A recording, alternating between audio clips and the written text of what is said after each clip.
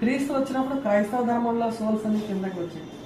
So క్రైస్తవ ధర్మంలో కూడా ఈరోజు చెప్తున్నారు బర్న్ క్రిస్టియన్స్ అని, అయితే కన్వర్టెడ్ క్రిస్టియన్స్ అని అడుగుతున్నారు. అవునండి, what is the meaning of burn Christians అంటే చూడండి, అంటే వాళ్ళ తరతరాల నుంచి క్రిస్టియనిజంలోనే వస్తూ వచ్చారు, బాప్టిజం ఏదో తీసుకు. కొంతమంది ఏంటి వేరు వేరు ధర్మాల నుంచి కన్వర్ట్ అయిపోవడం కన్వర్ట్ క్రిస్టియన్స్ అంటారు.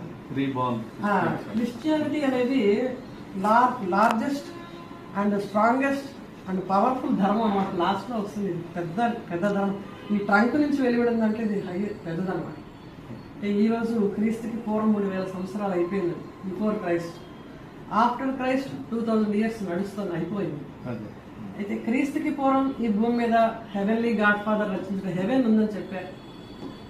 దాన్ని ప్యారడైజ్ అన్నారండి, స్వర్గం అన్నారు. ఇతర మత గ్రంథాల్లో కూడా వాళ్ళు బహిష్టని